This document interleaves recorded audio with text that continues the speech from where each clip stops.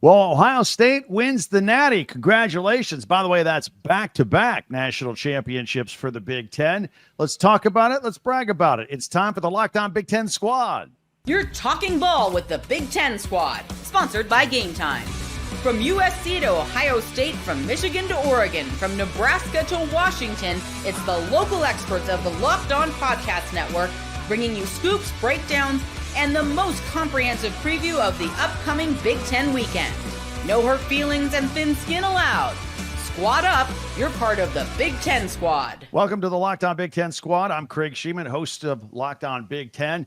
Thanks for checking us out. Sit back, relax. We're going to brag about a national championship here today. Want to welcome aboard. We got Zach Anderson-Yoxheimer from Locked On UCLA. Jay Stevens from the Locked On National Champion Buckeyes. Yeah, move him over center position. That's good. Zach Seiko from Locked On Nittany Lions. Roman from Locked On UCL, or I'm sorry, Washington. I do that. I don't know why.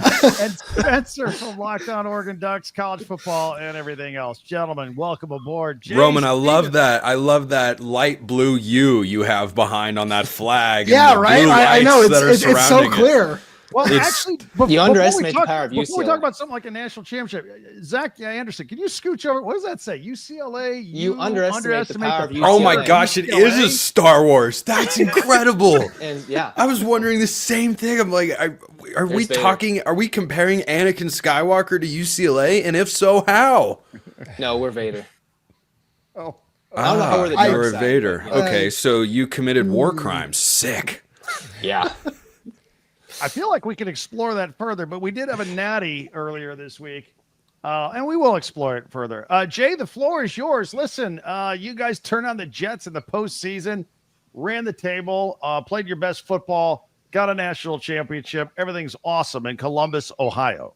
Oh, man, awesome is great. Yeah, they still won the thing. Ohio State has just been playing. They got to the playoff, and they said, we're going to crank up the intensity. We're going to do the things that we kind of hid all season long, and they ran right through the playoff run, and they won the national championship. This run is one that we'll be talking about for a very long time, something we've never seen in the sport. And for Will Howard to come in and to take the lead immediately and to change some of his mechanics and to buy into everything that is needed to be an Ohio State Buckeye, I think we got to see that at its full potential on Monday night, where Will Howard played really, really well, way better than sometimes I even thought he was going to. That third 11 pass to Jeremiah Smith was just like the exclamation point on the entire season. It's fun, man. It's fun that Ryan Day was able to get this done, that these guys came back for this mission. It was natty or bust all year, and they walked away with the national championship. I don't know how far you stayed with the celebration, the confetti, and the trophy presentation, but what's this? The cart girl drove Ryan Day and Will Howard into the wall. We almost killed him. She's probably mad she didn't get any NIL money. I don't know what's going on, man, but that was one of the weirdest things I've ever seen, and she felt bad. Will Howard felt bad for her. Luckily, they didn't have that far to walk from the cart crash to where they were going to go, but that was a weird scene, man. Absolutely. Let's go around the clock here. Zach Anderson, what were your thoughts on watching the Buckeyes? It wasn't close until it was close, and then it wasn't again on Monday night. This just felt like, a little deja vu. Last time we had college football playoff expansion, we had an Ohio State team, kind of out of it, come out late and win. The only thing we missed was Ohio State's third-string quarterback dominating Oregon. But close. Gee, big time. I really needed that flashback. I mean, I love being here. I mean, I had just to. The it was greatest pretty much of the same thing. No, you didn't. No, you didn't have to. No, there's an important distinction here between you have to and you wanted to. You just wanted to. But it's anyway. Okay, Spencer. Now that I'm necessary for the first time, I got to throw some shade on USC later. We'll get there. We'll be getting it. All right. And Spencer, after I went live on Monday night on Locked On Big Ten. I know you joined Jay for the post-game show. I caught the second half of that. You guys were very cordial, by the way. It was very, very chill listen. I enjoyed it very much. I just thought I'd tell you that. Spencer and chill, Well, that thank doesn't you. happen. I know. It's a rare occurrence. It's like seeing a spotted leopard out in the wild. It does indeed happen. But Craig, when you began the show talking about the national championship, I thought you were talking about the real national champion Oregon Ducks, who have been deemed the national champions by Wolf Analytics. And even after the playoff, are you guys actually not aware of the most hilarious Is that him howling in the corner? Wolf Analytics? What is No, this is a real thing. Apparently, it was part of the analytical matrix the BCS used back in the day when that existed. And even after Ohio State beat Oregon and held a 34-0 lead, won 4 straight playoff games, beat 2 teams out of the SEC, according to Wolf Analytics, Oregon is the national champion after the season. So how about that? Big Ten champs as national champions. Is that what you guys are doing out there in Eugene? Well, here's what you're gonna have to do. You're gonna have to read the fine print on the banner, because Jay's gonna hang one that says national champions, and you're gonna hang one that says Big Ten champions. So you both are hanging banners. That is true. And yet at this point, now. A Big Ten championship has never felt more irrelevant to a fan base than that Big Ten title does to Oregon fans, because right now every single one of them looks at that and goes, gosh darn it, should have lost the game. To Penn State, yeah. Should have lost. What were they thinking winning that football game? Those fools. How dare they? Roman, how about your final thoughts on the Natty this week? Well, my first thought is Oregon still lost. That's great. Let me just do a quick. Here we are again. The best day for Washington is when Oregon loses. That's classic. Keep it rolling, man. Good to know we're rent free. 1 year ago. Hold on. I just want to check. Every other program that is here has at least one national championship in football. Am I correct in that assumption? Just doing a quick little run around there. Yeah, co-national championships count. Right. Yeah, sure. Is there a trophy unlike Oregon's regular season national championship? Yeah. Wolf Analytics. Yeah, No, Craig, let's. I just needed to make sure that got in there. Thanks to Zach for doing that first, by the way, since the Washington guy would have taken all the flack if I'd been the first one to make that. No, it really was the culmination of everything that Ohio State was working for all year long, Jay, as you said so well. That was just an unstoppable roster, as it had been all year long, and it was fun that it was at least a game in the second half for a little while. Jay, I'm sure your heart disagreed with that. That's kind of what I assume. But as just a neutral observer of this game, I really did enjoy watching that, and props to Ohio State, truly. All right, Zach Seiko, what are your thoughts? You saw Ohio State before. You saw them when they were good. You didn't see when they were like really good after they turned things on here in the postseason. Yeah, I guess that Michigan loss was what they needed. I want to see how many quick hitters I can fit into this, because we have so many people on the panel. Shout out to the producer for making this like an around the horn setting when the mute button was put on Spencer. So that's where are my points? Your deductions. -15. Yeah. But I look at it from the fact that, yes, Ohio State they were my preseason national champion pick, and they finished all the way through. Somebody pointed out, and multiple people pointed this out, that the Michigan game doesn't really matter at the end of the day. And as Spencer alluded to, the Big Ten championship doesn't matter because of this expanded 12-team college football playoff. So I think that's maybe we get time to actually fully discuss this as a panel. But Ohio State got into the 12-team playoff, and honestly, frankly, Penn State as well, because of the expanded bracket.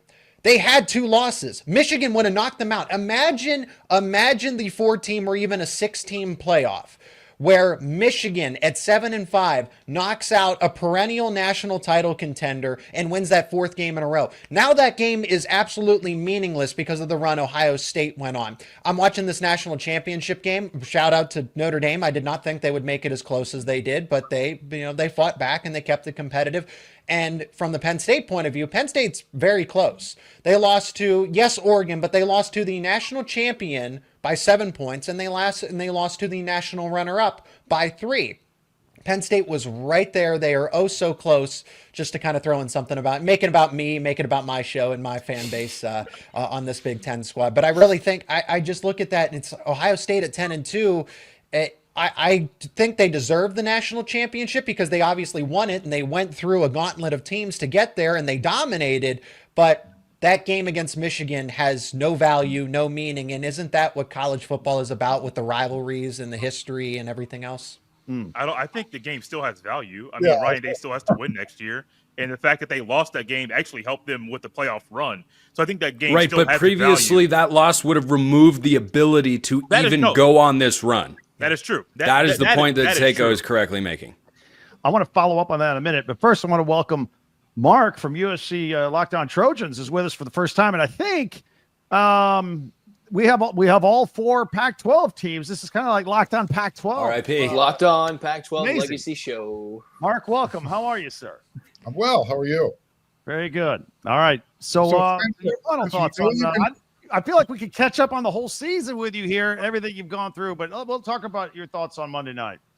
So I just want to say, Spencer, congratulations on the Wolf National Championship. Thank you. Just like Auburn back in 2004, get your tractors ready, start that parade, enjoy it, have fun. I've got my flights booked to Eugene already. I wouldn't miss the parade for the world. You know, what Ohio State proved this year, and I think this really needs to be recognized, is that they recruited really well. And when they did with those recruits is they paid really well to retain that core group. And that's what came together. And I think people overlook that. You know, I know a lot of people focus on Oregon and how much they spend with the transfer portal and NIL.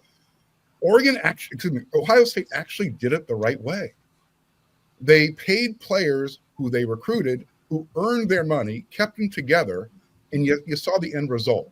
It's almost like a small little Jim Harbaugh in there. It took Jim Harbaugh and Michigan how long to get there? What did Ryan Day and what did Ohio State do? They paid their players. They went out and said, we're going to pay an offensive coordinator to call plays.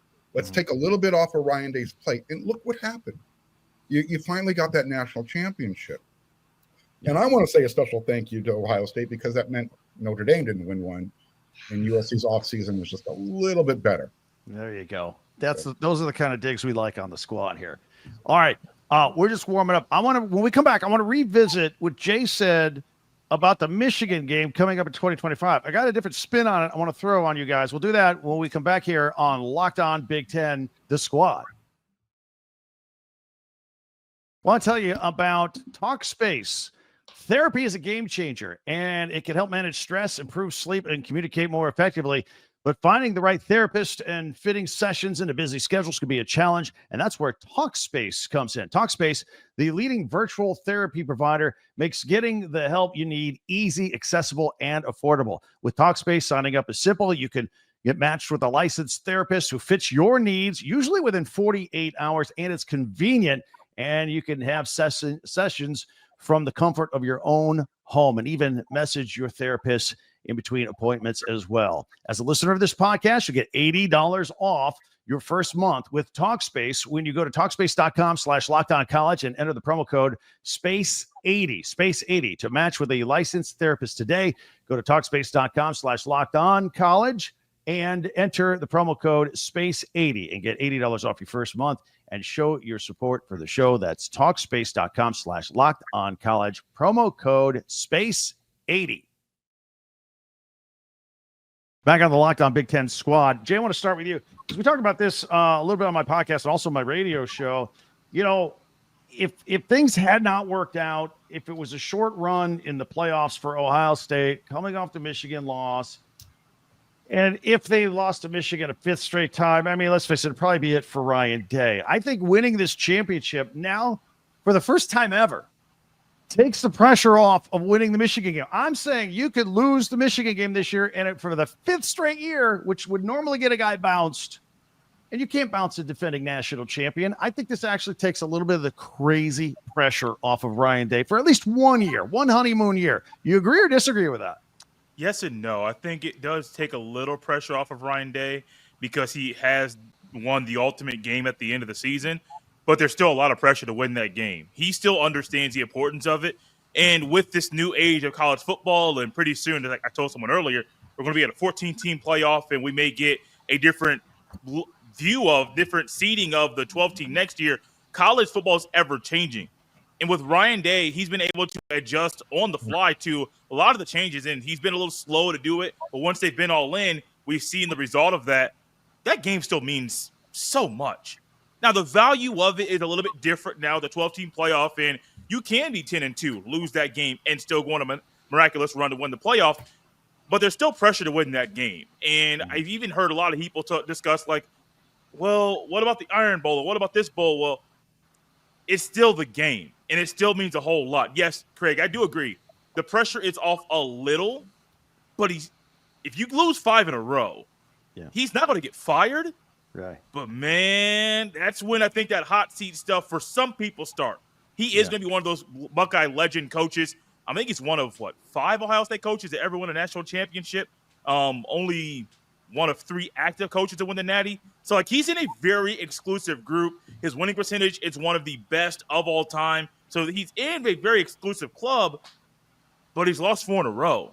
Yeah. And that's still a thing that he has to not do next year.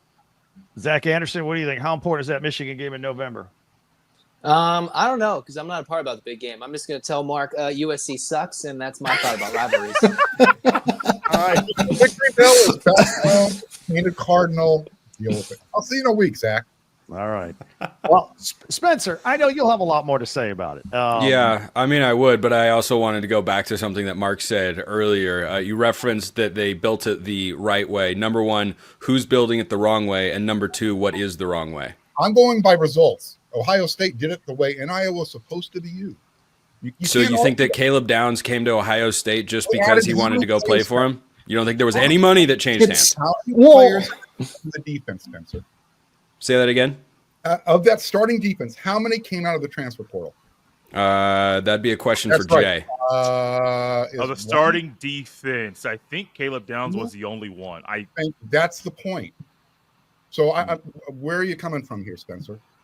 I don't know. You're the one that laid it out that they did it the right way, and it seemed to me that you were implying that teams that are too reliant on the portal are doing it the wrong way, or that there is a wrong way. I'm just looking for an explanation of what the wrong way is and what the line of demarcation is. What is too many transfers? So I'm saying that teams that go out and are buying rosters on an annual basis, Phil Knight, you're not going to get that camaraderie, that culture that you need in the locker room to win. Look what Notre Dame did. They're not big players in NIL, but they do it a certain way.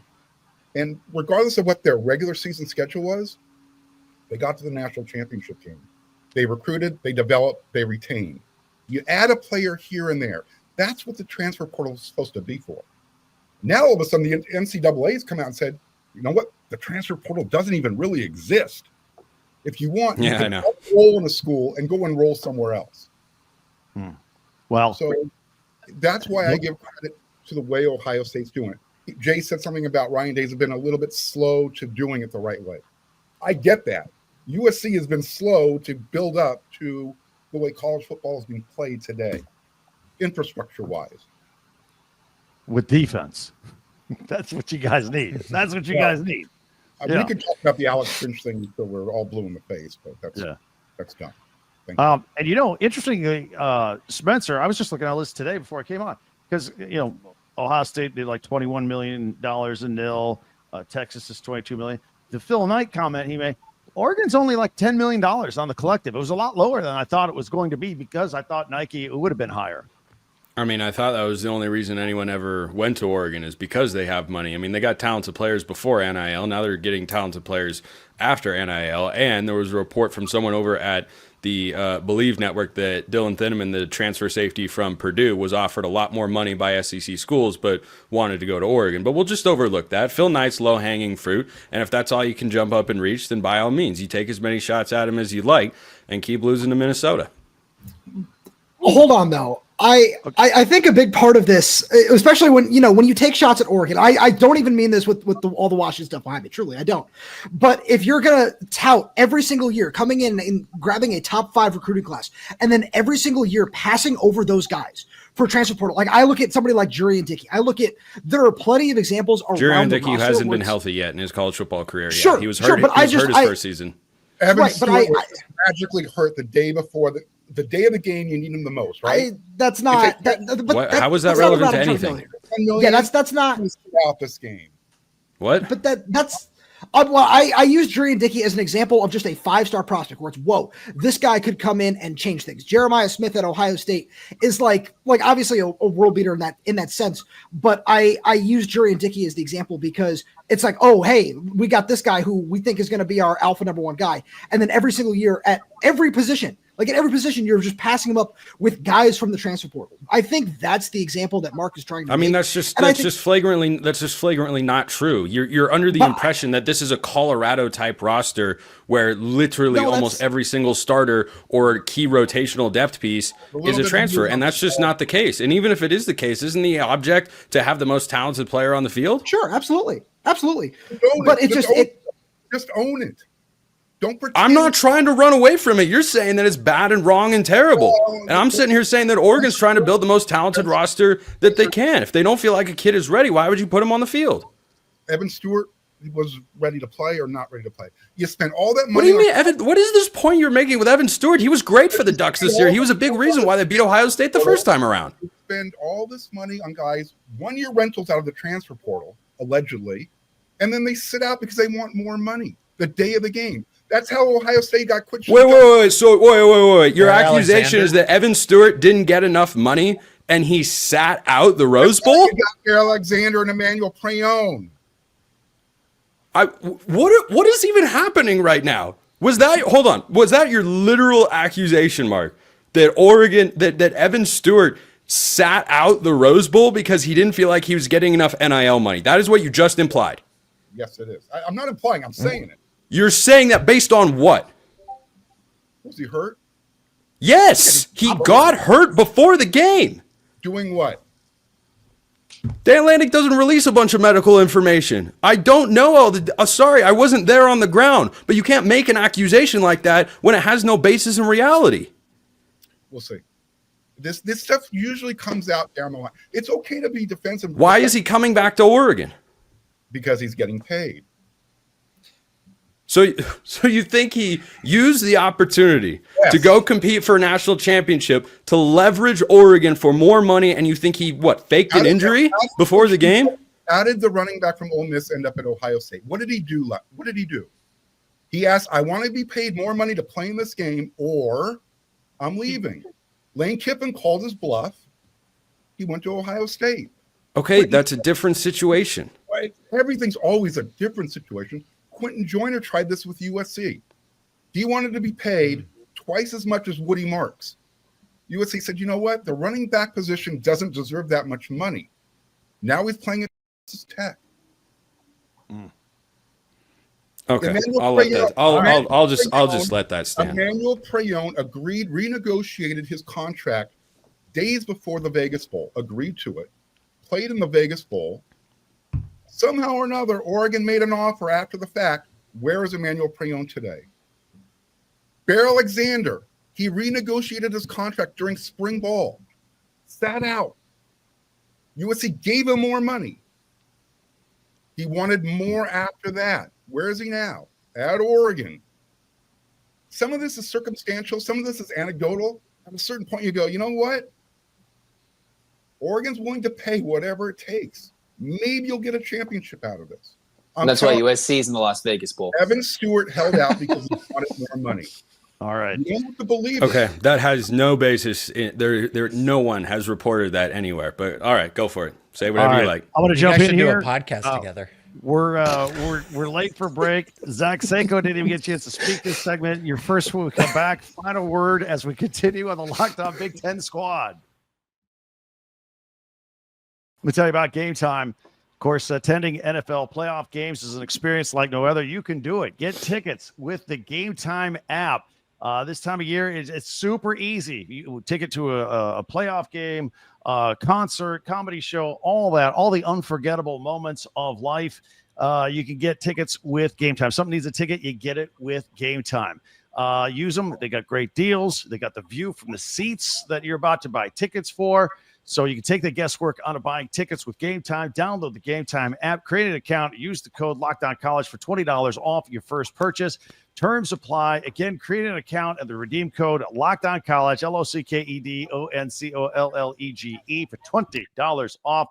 Download Game Time today. Last minute tickets, lowest price guaranteed. All right, back on the Locked On Big Ten squad. Zach Seiko, you can jump in here since we didn't get to you last segment. You can either jump on that championship game we were talking about, the NIL, whatever you want. The floor is yours, Zach. All right, I get a soapbox. Jay's not here. So I feel like this is after you win the around the horn, but somehow we all lose in this case. First, I didn't get to point this out earlier. So we mentioned. You mentioned it, Craig, that the Big Ten has now won back-to-back national championships. The Big Ten absolutely dominated in bowl season. And I think of whatever's going on in the Locked On SEC squad, it probably looks like that shot of the SpongeBob in his own brain where he's running around and there's flames and papers and boxes everywhere. That's probably what's going on right now, because there clearly was some form, allegedly, right? Preface it this way, of tampering, paying players under the table, because notice how when NIL, and this is how, Notre Dame, and so Mark, you bring up an excellent point that Notre Dame wants to do things the right way. Penn State wants to do things the right way. This isn't about Oregon or anybody else. I'm not trying to say that, because Notre Dame does XYZ, that means Oregon is the antithesis. That's not what I'm saying. But Notre Dame does operate by a certain set of standards, and honestly, so does Penn State. So I can speak to that, where they're not trying to back channel players. They're not trying to throw, all right, increase the dollar amount. Let's get into a bidding war. Let's make this pay for play. So the SEC, what happens when NIL gets involved here? The playing field is a lot more level.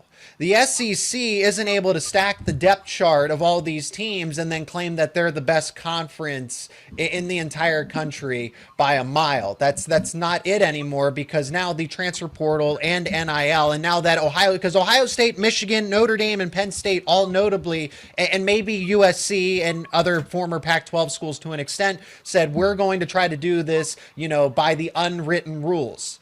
And Ohio State said, you know what, we're going to go all in. If other teams are going to throw $20 million allegedly at a roster, why can't we? And why can't we do it to retain the players that we know we're going to get the best out of? Penn State is doing it right now. Drew Aller should be going to the NFL. Nicholas Singleton, Katron Allen, Denai Dennis Sutton. Penn State is doing the exact same thing that Michigan did coming out of the 2022 season, Ohio State did out of the 2023 season. So that is a formula to an extent here. What I'm trying to get at above all of this is that NIL has changed the game the way that we know it. I can't believe I'm going to become a college football fundamentalist and say that we should go backwards and the 12-team playoff maybe isn't the best idea, because it is taking away. I get what Jay said, that Michigan and Ohio State and everything else, that it's still a meaningful game. But at the end of the day, it is not. There was no consequence from that game. You lost to a 7-5 team in the past. You were nowhere to be found in the college football playoff. But here they are. Ohio State gets a mulligan, and they end up going on a run because of motivation and everything else, or whatever have you. They were the best team on paper, but they did not win the games they needed to on paper. And the 12-team playoff allowed that mulligan. Same here for Penn State. I feel like I'm throwing stones in a glass house here, but they went on to win the national championship. Penn State got close. I'm honestly in favor of moving it back to 4 teams, but that's never going to happen. I always thought they should have stayed at 4, because they're making more and more things less significant. And I hear what you're saying there. I really do. Let's do the Around the Horn final segment here. Zach Anderson, your final thoughts. The floor is yours. Any topic, like you were the winning round on Around the Horn. Ooh, that's, there's been a lot of shots thrown every which way direction. Let's go towards Roman's way. I don't like you, Dub. But that was wow. Pretty lame shot. Dang it, you took my final piece. I got no beef with the Huskies at this moment. I guess we'll throw it to UCLA basketball. They're underachieving. Cronin called them soft and delusional. Yeah. They got to figure it out. I hope they do. UCLA football, they got a quarterback coming in. They got some pieces coming in. A long ways to go to truly compete and be in the conversation this deep in the season. But I think they're doing things that were better now than what Chip Kelly was overall recruiting than just the transfer portal. Those are my thoughts. Hey, look at it this way, Zach. Vader was better in episode 5 than he was in episode 4. Sometimes that development just takes a little bit of time, and apparently UCLA is Darth Vader. But oh man, that's great. I got to get me one of those, whether it's UCLA or not. But can send it to you. What's the address? How best to end today's show? For a week. Yeah, I do wonder when the SEC snaps back, because I imagine it will happen eventually. The Big Ten's not winning every national championship forever, but who's it going to be and when is it going to be? Big Ten's got 3 of the 5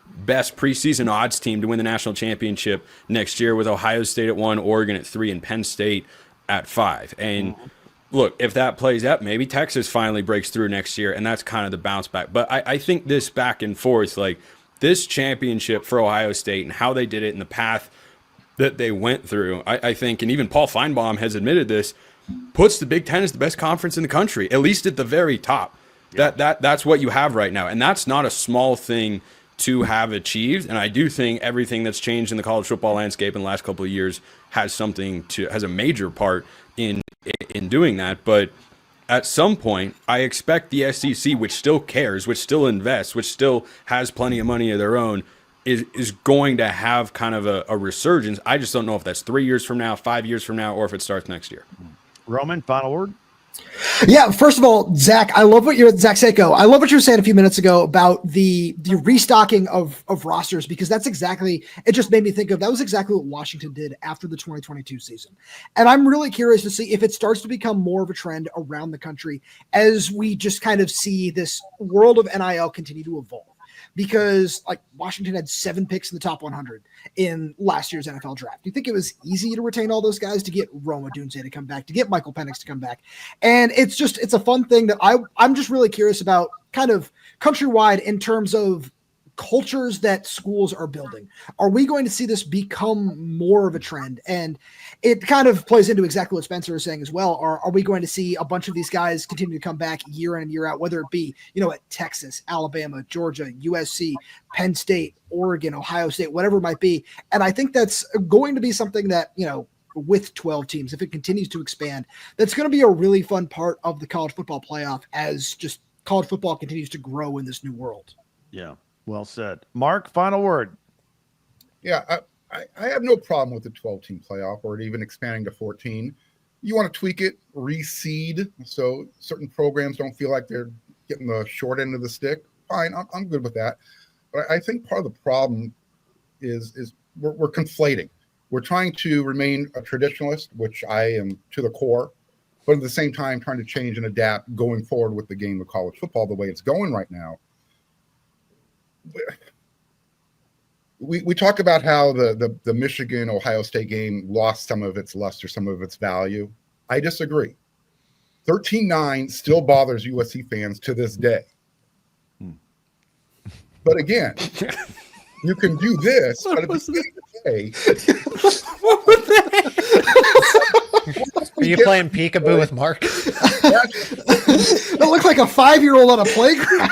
Yeah. At the end of the That day, was my first UCLA SC game. Take it back looked like a cartoon interpretation of what a witch does. at the end of the day, UCLA Our gets poor audio listeners. At the end of the day, UCLA gets 13-9. That's their feather. USC just says, well, we've got 11 national championships. We've got 8 Heismans. When our head coach walks up to the podium, playoff, we know that we're from LA, not just the other school from LA. Oh, wow. Ouch. Going Mark, back to Mark, can I interject, because I want to get your response to this? The reason that is the case is because UCLA and USC were nowhere near the postseason. Ohio State had everything to gain and nothing to lose. You guys are simply playing for bragging rights. Ohio State still had something after the fact. But we're talking about a 12-team playoff system now. Okay, we're not talking about 2006. That's what I'm saying. We can't conflate anymore. We have the system now. We can't say, well, because of this, that doesn't work. These rivalry games still matter. Are they going to affect Michigan or Ohio State or USC or Oregon going to the playoffs? No, but they still matter. John Robinson won a national championship at USC. It didn't stop USC from saying, you're fired. All right. On that note, guys, gentlemen, tell our audience, follow these guys and subscribe. They do a great job covering your favorite teams in the Big Ten each and every day. Go ahead and subscribe, and we'll continue to cover your favorite teams every day throughout the season and the off season. And don't forget, I got you covered the entire conference every day with Locked On Big Ten, part of the Locked On Podcast Network, your team every day. I'm Craig Sheman. We'll talk to you next time.